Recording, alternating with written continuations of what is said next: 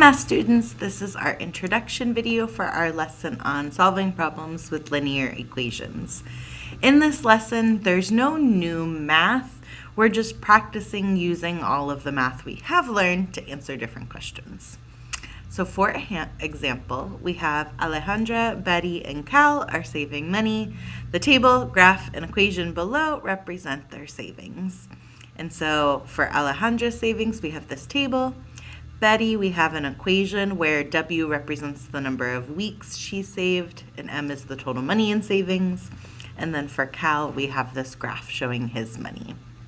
Before we read any of the questions, I really encourage you to pause the video, look at the table, the equation, and the graph, and see what you already notice. See if there's anything you already know about the money they have, the money they're saving. Make some observations. Go ahead, pause the video, look over these three things, and then come back. So in the past, some of the observations students have made in class involve things like, oh, I noticed this person starts with this much money, or this person is saving this money each week. Those are good observations to make before we get into the questions, because those are the questions, and they're good observations because it helps us understand these situations. So for example, the first question I have for you is, who starts with the most money in their savings account? This is a question about y-intercept. We have learned that y-intercept shows you the starting point, so it's going to help us answer the question, who starts with the most money? I think the graph is one of the easier ones to see. Cal's line right here is starting at 0. So Cal starts with $0. For Betty, there's two numbers in her equation. Which one represents the y-intercept? That's going to be our constant right here. So for Betty, she is starting with $40. And then for Alejandra, in the table, the starting point is going to be represented as 0 weeks. So for Alejandra, she is starting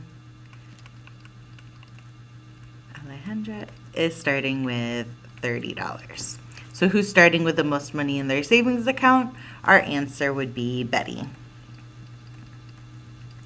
because she starts with $40. This question here is about y-intercept. If you ever want to know where someone is starting or what that initial beginning amount is, that's going to be your y-intercept. Our second question, who saves the most money each week? If we want to know how much money they save each week, this is a question about slope. And so for slope, there's a couple different ways we've learned how to find it, and we get to practice all three ways here because we have a table, equation, and a graph. In the equation, I think that's the easiest one to start with. We learned that slope is always in front of the variable. So here, 5 represents our slope. Betty saves $5 each week. For the other two people, we're going to have to do a little more math.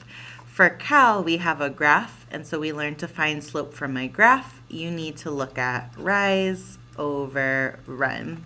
If you have not already done that, pause the video now and practice finding rise and run to help you find his answer. For rise over run, all you need are 2 points. There are many points we could use on this. I'm going to use this one right here.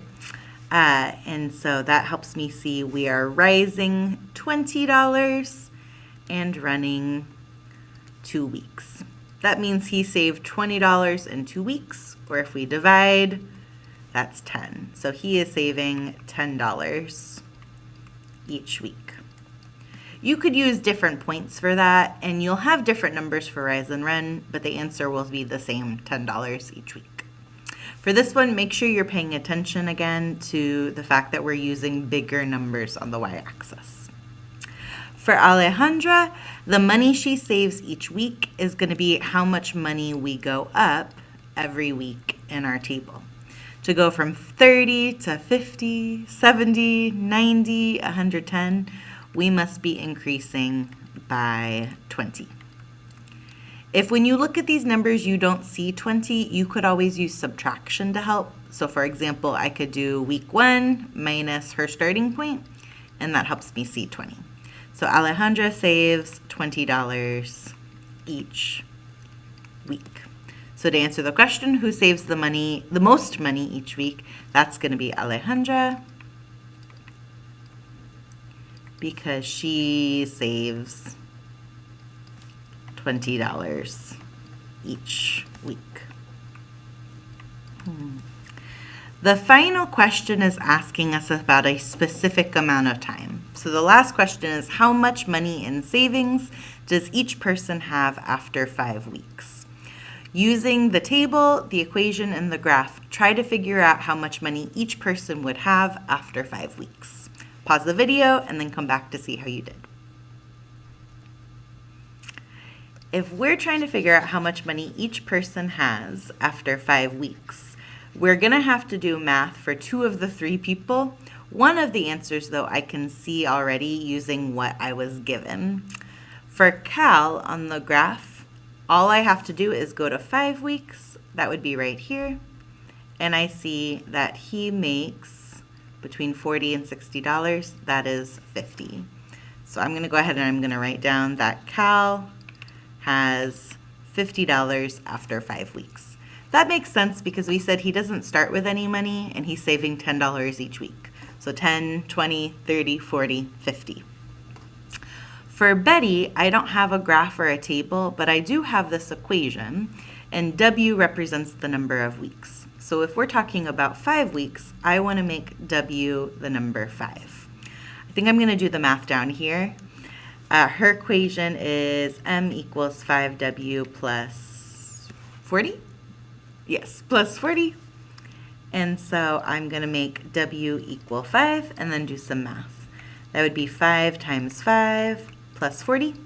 5 times 5 is 25, plus our 40 means she has a total of $65. So I can put Betty is going to have $65. That makes sense using this information from before. We know she starts at 40 and then she's adding $5 each week.